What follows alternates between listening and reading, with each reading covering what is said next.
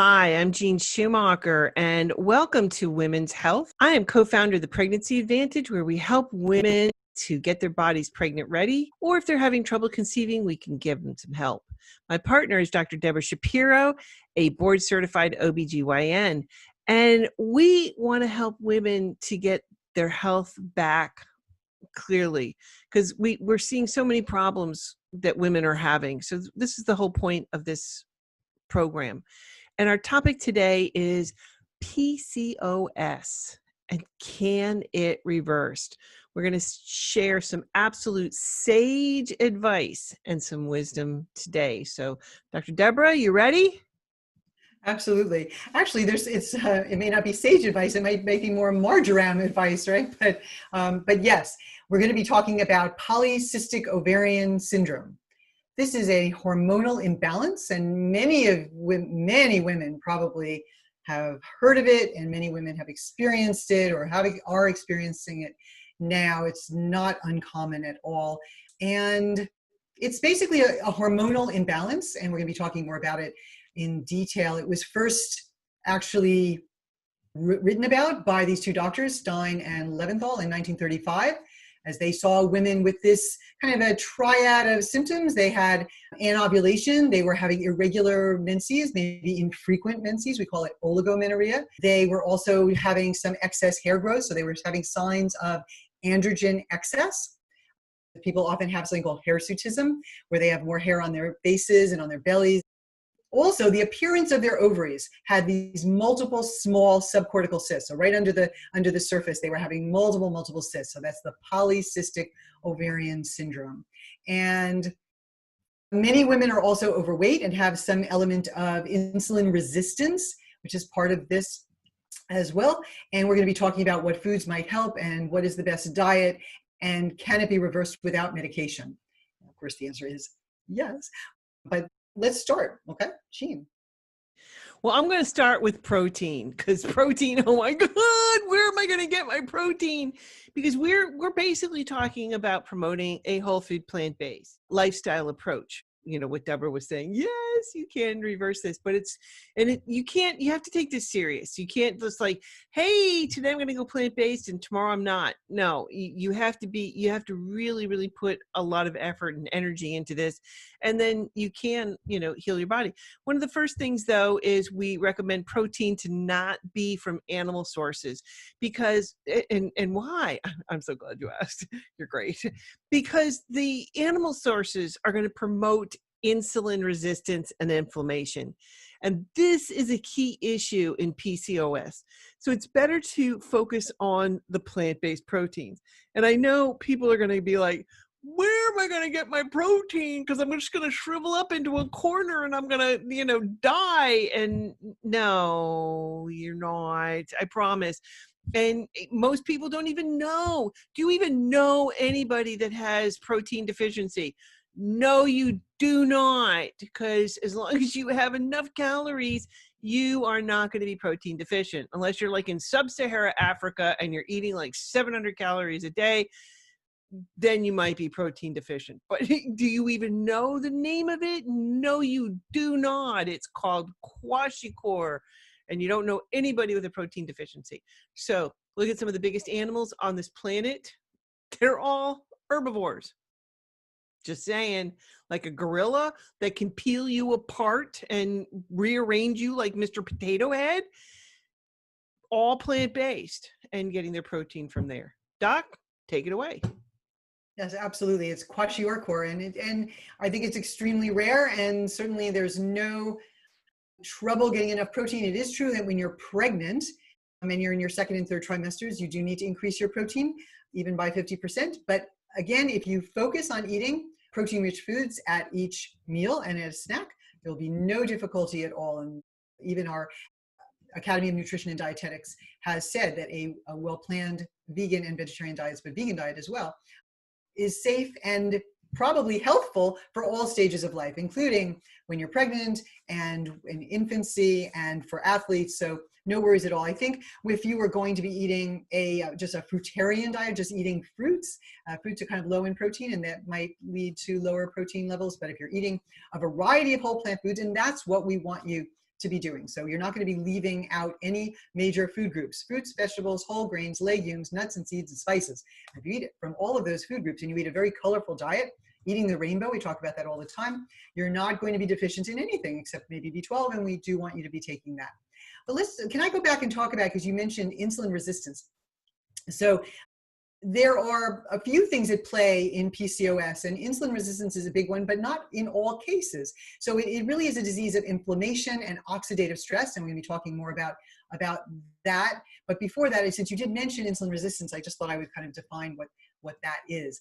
So when people have type 1 diabetes, their pancreas cannot actually make insulin. You have antibodies against the beta cells in the islets of Langerhans, and you're not making insulin. And so you may later develop insulin resistance, but in fact, you're not making any insulin, so you need to take insulin.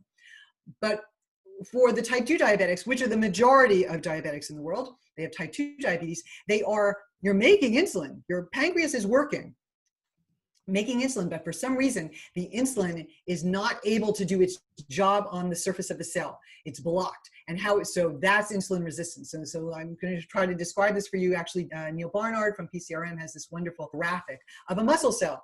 So there's a muscle cell, because insulin is the hormone that allows glucose to get into the cell to be our fuel source. So where do we need our fuel? Well, our brain uses a lot of glucose, but also our muscles, right? Because we need them to contract so that we can run and walk and move, and that's what the body is for. So we have insulin receptors on the surface of the cell, and insulin has to sit in the insulin receptor, which it's almost like a key in a lock, opens these little channels, and it's not just a one-to-one. There are actually about 3 different steps to get those channels to open, to get glucose into the cell. But you do need the insulin to sit into that insulin receptor. And when you have fat inside of the muscle cells, it's called intramyocellular lipids, little bits of fat. Even when you're lean, you might still have these. But certainly if you're eating a high-fat diet, high saturated fat diet, if you're overweight, either the fat you eat or the fat you wear is going to be contributing to intramyocellular lipids inside the muscle cell that are going to be gumming up the lock. You can imagine it. It's not actually gumming up the lock, but you can imagine it that way because it is interfering with the insulin getting into the insulin receptor and then all those steps to open up those glucose channels. So you have to have higher and higher levels of insulin, and insulin is not something you want a lot of. You know why? Because just like IGF-1, we say that animal protein raises IGF-1, which is insulin-like growth factor 1, which causes cancer to grow. Well, insulin causes cancer to grow. You don't need insulin-like growth factor. You have insulin. And so if you have too high levels of insulin, it's definitely going to increase your risk of cancer. So that is insulin resistance, and that's something that you want to reverse. And it can be reversed. Oh my gosh, it can be reversed. Just get rid of the fat on your body, the fat around your organs, the fat that you're taking in through your diet. And inflammation, of course, and also oxidative stress. We're going to be talking about those. Let's go on to the next. So I was thinking about next would be fiber. High fiber foods can definitely help you because they help you with weight loss. So when you eat a lot of fiber, it increases your sense of satiety and you're full and you eat less. And so let's think for a moment about food that's high in fiber, like a whole grain, for example, or a legume, these are really the fiber-rich and the protein-rich foods. And you think about how much in your stomach itself, let's say a cup or a half a cup of legumes would take in your stomach, and then compare that with maybe a tablespoon or 2 of oil, because they have the same amount of calories, but there's no fiber in oil, and it doesn't fill you up. And really, there are a lot of graphics about this, and you just have to look up something called calorie density. If you look up calorie density, you'll see that vegetables, fruits, whole grains, and legumes are all less than or equal to 400 calories a pound. So you can eat lots and lots of these foods. You will not gain weight, and you will be actually losing weight.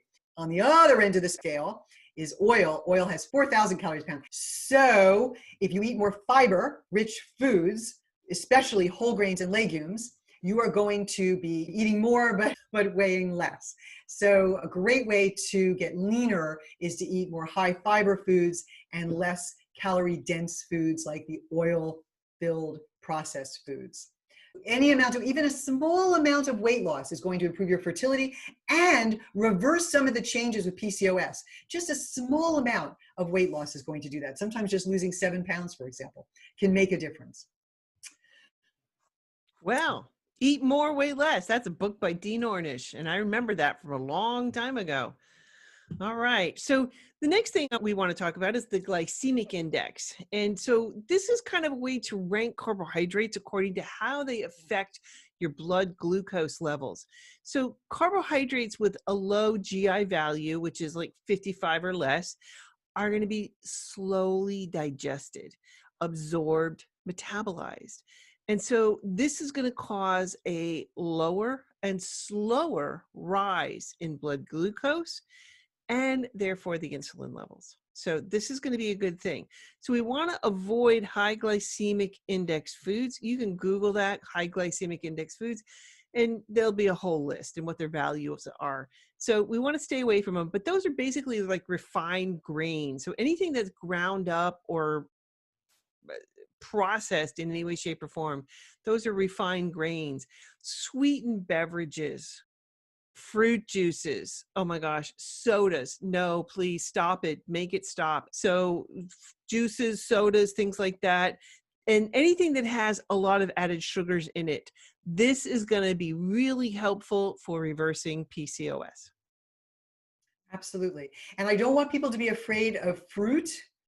It's very different than fruit juice. It's exactly different. I mean, it's what we're talking about. When you're eating fruit, the whole plant, the whole fruit, you're getting all that fiber, and the fiber slows down the absorption of the sugars. So it's very, very different. The fructose in fruit is very different than, say, high fructose corn syrup, which is in so many foods still. It has not been removed, like trans fats have been removed from a lot of products now, but you can still just pick up anything processed off the shelves and you'll see high fructose corn syrup. And that is really, I could say, deadly. That's not good for you, and it can hurt your liver. And do you have Pop quiz? Yes? What's the only organ in your body that can break down high fructose corn syrup? Pop quiz. Brain? What? Your What? liver. Oh, your liver. Okay, yes. It is what your liver does, but it's very toxic to your liver. It is, but it's the only organ in, which is one of the reasons why we're seeing an increase in non-alcoholic cirrhosis of the liver. Okay. And we're starting to see that in very young people because the high fructose corn syrup is in a lot of the processed foods, and it's very difficult. And now it's almost to the point where the pendulum is swinging the other way, because in the beginning it was like, high fructose corn syrup, this is natural, this is great, and this is going to be good stuff. And now the pendulum is like, does not contain high fructose corn syrup. So the pendulum is swinging, but you still need to be aware because there's still a lot of things that do contain high fructose corn syrup. So it's putting a phenomenal stress on the liver. I mean, glucose, anytime you're eating sucrose or sugar, it's a big molecule that breaks down into two smaller molecules, 50-50. You got glucose and high fructose corn syrup. So glucose can be used by any cell in the body versus fructose, which can only be broken down by the liver. Excellent. Thank you. Thank you. So what are we talking about next? So I think we're going to be talking I'm going to talk about fats. Okay. And you want to make sure, because we talked a little bit about this and you used the great analogy. I'm going to take the analogy a little bit further, because think about what happens with the fat in your body. You're right. It gets into the cells. And think about this. Love this analogy from Dr. Barnard. He talks about taking some chewing gum and sticking it, you leave your house and you lock your door, and somebody along the way comes and takes their chewing gum and shoves it into that lock. And you come back home and you try and put your key in. The key still works, the lock still works, but you can't get the key in there to turn it. Okay. And that's exactly what's kind of happening at the cellular level. So the sugars build up on the outside and the insulin can't get in to help. So you want to stay away from fats. So saturated and trans fats in particular, which are going to you're going to find that in, meat, dairy, commercial snack foods. This is going to help cause the insulin resistance, which worsens PCOS. So, you also want to make sure that it's not just the animal products, but we want to get the fat out of our diet completely, like from processed things like oils. What? My extra virgin olive oil? I don't care if it was pressed by virgins on the 7th solstice of the 7th month. No, okay? No oil. We don't cook with oil. But what about, oh my God, my coconut oil? That's the worst. Let me tell you why. high in saturated fats. Okay. So oil has no redeeming value. I don't care. You can go out on the internet and you can find 100 studies saying, God bless, oil and all this other wonderful. No, it has no nutritional value. Okay. None, zero. Okay. It's just pure fat, 100% pure fat, which brings me to another thing. Have you ever looked on a can of aerosol spray or any of those aerosol spray cans, and they say it's fat-free, which it's 100% fat, but yet because of smoke and mirrors, they can say it's fat-free. Why? Because look at the serving size. What is it? 1/8 of a second of a spray? Who are they kidding? Who are they kidding? Anyway, your turn, Deborah. Right. Well, we could talk about oil for a while. I wanted to just go back to coconut oil because, boy, there's a lot of confusion about coconut oil. They did a very good job publicizing all the benefits of coconut oil because they said that there would be with some medium chain there's some medium chain fatty acids or something that were supposed to be so good. But actually, most of what's in coconut oil is lauric acid, Lauric, lauric acid, which is highly atherogenic. Raises your LDLs, and I'm a perfect example of that because when I first went vegan, I was roasting my vegetables in coconut oil because a very dear friend taught me that and they were good. But yes, my LDLs went up to 120, and when I learned how to roast on parchment, how to cook on parchment, and no oil, my LDLs dropped from 120 to 60. And I'm saying there was no change in my diet other than removing the oil. Now, other things we could say about oil, there are these blue zones in the world. And 2 of the blue zones are in the Mediterranean and Sardinia and also in Greece. And they do use more oil, more olive oil. But it's felt that really, although some extra virgin olive oil may have more of a neutral effect on blood vessels, they think maybe some of the benefit in their diet is really more due to not because of the olive oil, but maybe almost on the other because of all the other things, in spite of it, I should say. In spite of it, oil, yeah. Because they're eating so many other really good foods. So I'm not sure. I know right now I think that Neil Barnard is actually doing a study looking specifically at Mediterranean diet versus whole food plant-based diet and no oil. So I think they're really looking at that to tease that apart. But right now, I would say the main thing about oil is, and I think you already mentioned it, there really isn't much nutritive value. If you get a very high quality olive oil that's green, then it has some phytonutrients in it, but it's not going to be a huge source of phytonutrients and antioxidants. It's not really the best. If you want to eat olives, beware of some of the cured olives that have too much salt, but I would always recommend eating the whole plant food. So it's a processed food. It's been pressed, it's been processed. All the fiber's been taken out. Most of the phytonutrients and antioxidants have been removed. And you can get you can fill your tummy. Think about what you could be eating instead. If you have a couple of tablespoons of olive oil on your salad, what could you be putting on your salad instead that would give you those couple hundred calories, but give you so much more nutritive value? So I put hummus, I put beans, I put whole grains. You could put a hemp dressing, you could put hemp seeds, you could put some walnuts. I mean, just think about what you could add instead of 200 calories of just pure fat, right? Now, if you were super skinny and really needing to gain weight, then of course you could be a little more liberal with some of the higher fat foods like avocados. But again, I wouldn't go for the coconut oil. I really just wouldn't. So raise your LDLs, and that is what really contributes to cardiovascular disease. So talk to me about AGEs. Okay, advanced glycation end products. Basically, you think about AGEs in terms of just aging you. They contribute to oxidative stress and inflammation in the body. And what's really amazing is that people with PCOS have about twice the amount of AGEs circulating in their blood. How do we get AGEs? Where do AGEs come from? They are created when foods are cooked at very high temperature, both plant foods and animal-based foods.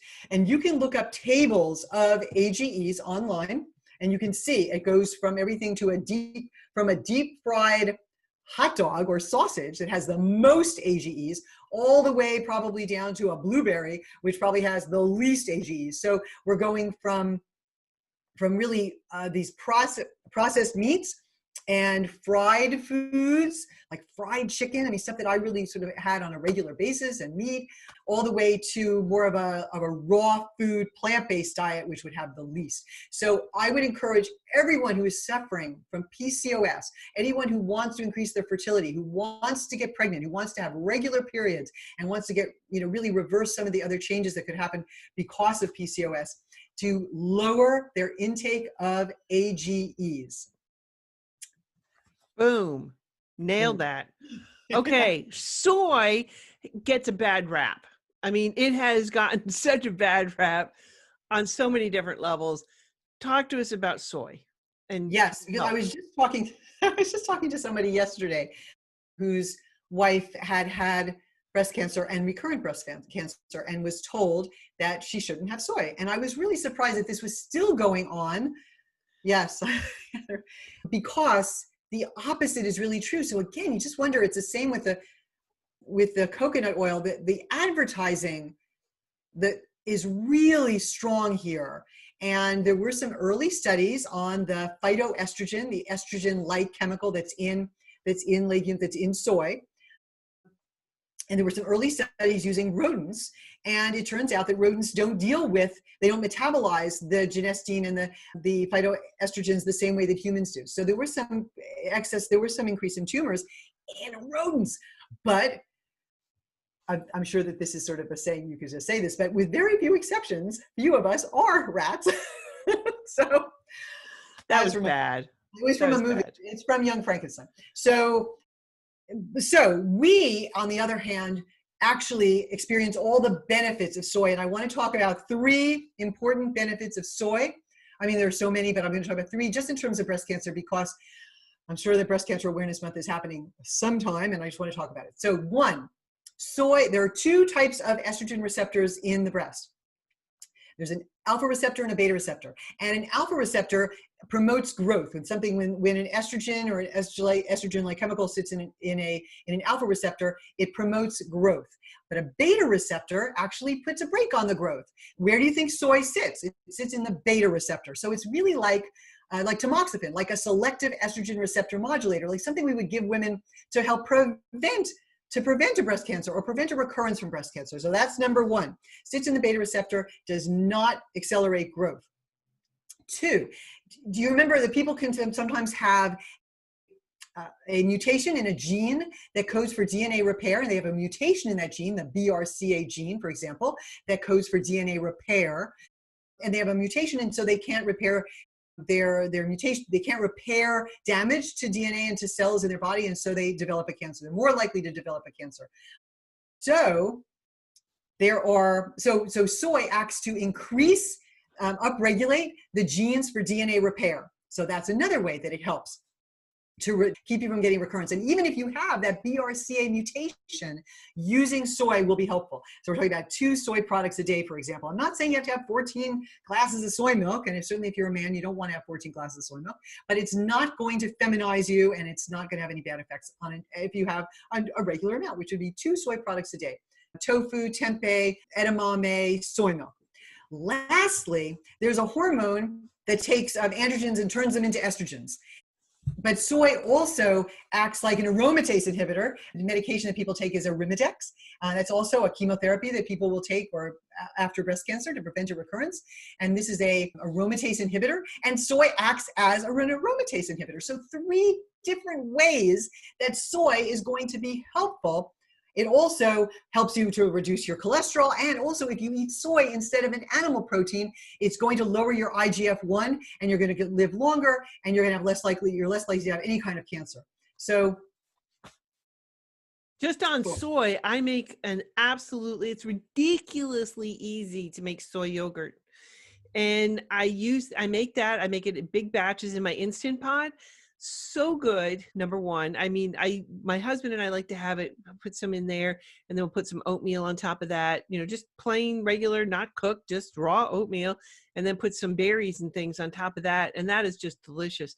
That's number 1. Number 2, the soy yogurt I use as a base for so many sauces, and it is so, so good. So that's how I get my soy, my yogurt. And then the probiotic is win-win. You get the soy and a probiotic in one shot. Win-win. So Exactly. Fantastic. I have one big question for you, Doc. Big question. Can PCOS have an impact on getting pregnant? Oh, yes, absolutely. Because when you have polycystic ovarian syndrome, one of the hallmarks is that you're not having regular periods. And if you're not having regular periods, it usually means that you're not ovulating. And that is what is happening in PCOS. That's sort of the end result of all of this. Is that you're not ovulating regularly. And if you're not ovulating regularly, you're not going to be able to get pregnant as easily. So we want to restore, and we don't really know what causes it. What is the absolute cause? Because there's a dysregulation on all different levels. You know, the GnRH, the gonadotropin releasing hormone, that's not working the right way. You have too much LH to FSH, your ratio is off. The luteinizing hormone to follicle stimulating hormone. Your sex hormone binding globulin is low, so you have an increase in androgens. I mean, everything is off. So it's definitely going to have an effect, and you need to reverse it if you want to increase your fertility. And luckily, you can do that by reducing your AGEs, eating a whole plant food diet, eating a low-fat whole plant food diet, and definitely paying attention to AGEs. So if you're eating a lot of nuts, for example, or nuts and seeds, you don't want them to be roasted. You really want them to be raw because you'll have less AGEs that way. And instead of roasting your vegetables at high heat until they're, burned, even if they're vegetables, you might want to steam them. So, there are ways to cook with more wet heat than roasting. And that probably goes for the air fryer too, I'm afraid. I think that also, I'm sorry, but I think it might be better, especially if you're trying, for this year or 6 months, if you have PCOS, go for it. Really go 100% and try to reverse it and get yourself back to ovulating regularly. I think you'll be really, really happy. There are other long-term consequences for having PCOS and letting it go unchecked. And I wanted to talk about that because those are very, very important. One is, this insulin resistance that's going to lead to diabetes. And diabetes is a major cause of blindness, of amputations, of kidney failure, and needing to be on dialysis. So diabetes is not a trivial disease. I'm going to say that if you have PCOS, because you are not ovulating, you don't have the progesterone acting on your uterine lining on a regular basis every month, you have this estrogen acting on the lining of the uterus, and you're definitely more at risk for uterine cancer. So please take this disease seriously. It's not just a hormonal problem. It can lead to serious results affecting your life. So let's get it under control. We can help. Absolutely. And that's what we try to do in the Pregnancy Advantage, because we want you to get your health back before you get pregnant. They don't call it labor for nothing. Just saying. All right. And if you have topics you would like us to discuss on women's health, we're going to be going live every Thursday at 2:30 p.m. If you have some topics you would like us to discuss, please message Dr. Shapiro or myself. You can find us on Facebook, or you can find us on the Pregnancy Advantage page, or Simply Plant-Based page. Either one of those places, you'll find us, and you can connect and message with us. And Dr. Shapiro has a new view of food. That's her website and Facebook page. So, all right. Well, we'll see you, Doc, next week. Thank you. Take care, everyone. Eat Bye-bye. healthy.